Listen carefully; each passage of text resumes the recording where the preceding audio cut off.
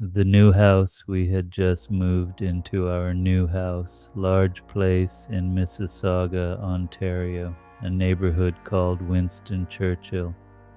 It was Halloween night and the whole family was there.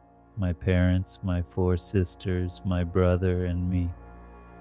We'd spent the whole evening unpacking boxes and getting settled, talking about leaving our old schools behind, missing old friends.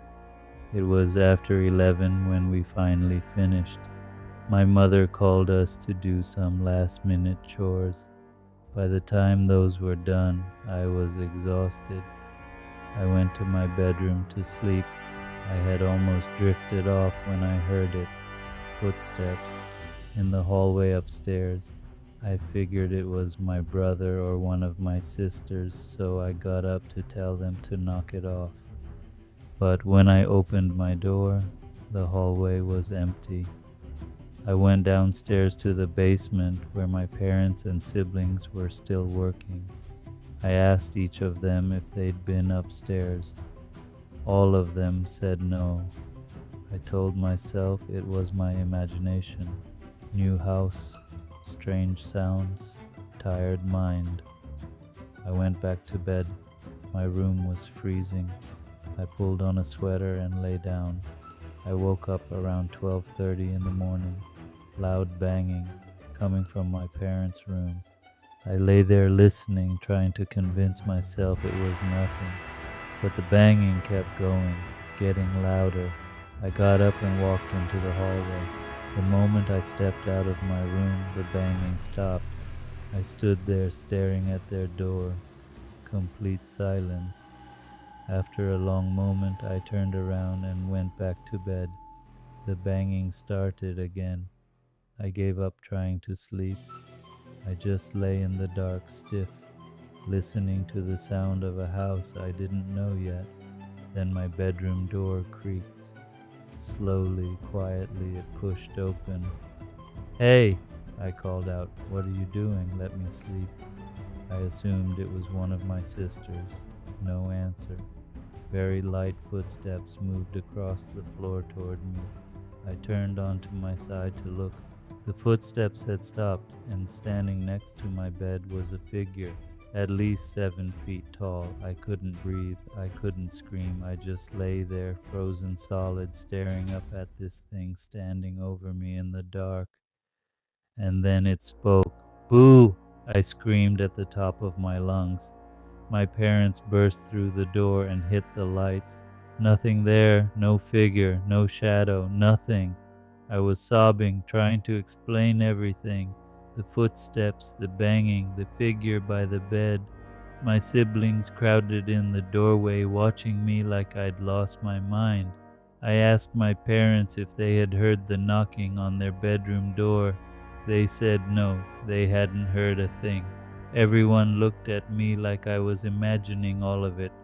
But I know what I heard. I know what I saw. You don't imagine something like that. Not that clearly, not that close.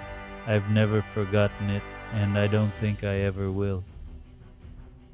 It was a few years ago. We were all 20 years old, and going to haunted house attractions on Halloween was basically our religion. That year we went to a place called Scare House. It was only in our town for 4 years, and this was its final one. The concept was unique. There was no tour guide, no group walkthroughs. It was completely self-guided.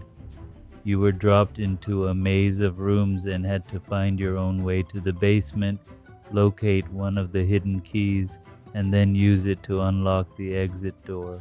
High quality, genuinely scary. One of the best haunted houses any of us had ever been to. The rooms got progressively darker as we moved deeper in. Actors in horrifying costumes jumped out at us.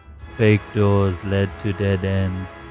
We spent a long time going in circles, trying to find a way to the basement. When we finally found the basement door and opened it, complete darkness.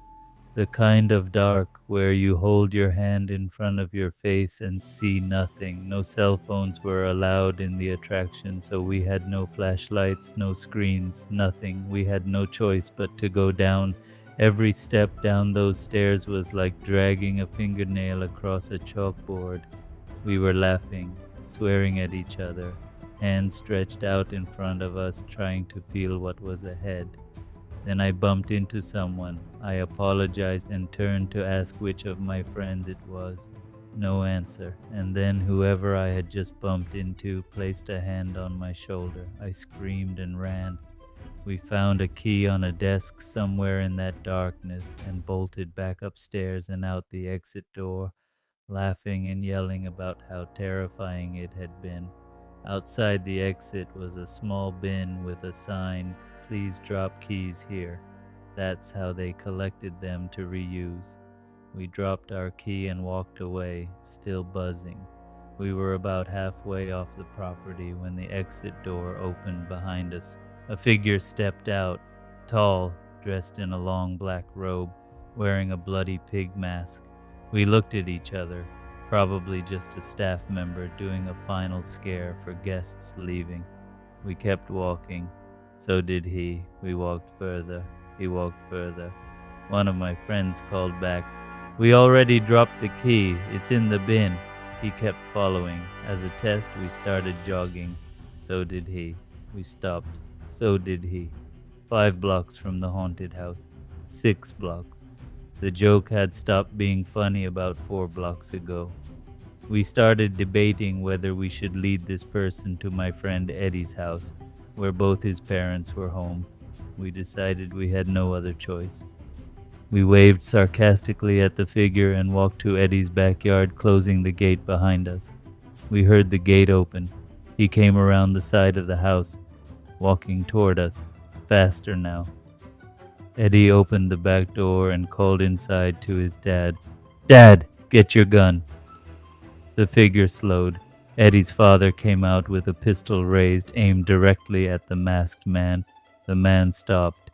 He raised both hands, and in a completely normal voice, not a character voice, not a costume voice, he cried out, "Don't shoot! I'm 27! Please don't shoot!" Eddie's dad told him to get off the property and never come back. Said next time he wouldn't ask twice. The man turned around and walked away. We contacted the haunted house the next day. They told us they had no employee fitting that description. No one dressed in a black robe and pig mask. He wasn't one of theirs. To this day, we don't know who he was.